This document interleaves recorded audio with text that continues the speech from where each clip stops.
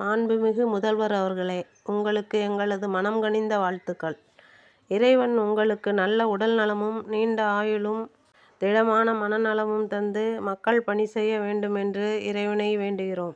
ஈன்ற பொழுதின் பெரிதுவக்கும் தன் மகனை சான்றோன் எனக் கேட்ட தாய். அன்னையின் மகிழ்ச்சியை பார்த்து நாங்களும் மகிழ்ந்தோம். தந்தை மகற்காற்றும் நன்றி அவையத்து முந்தி இருப்பச் செயல்.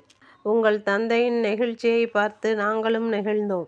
மகன் தந்தை காற்றும் உதவி இவன் தந்தை எண்ணூற்றான் கொல்லெனும் சொல்.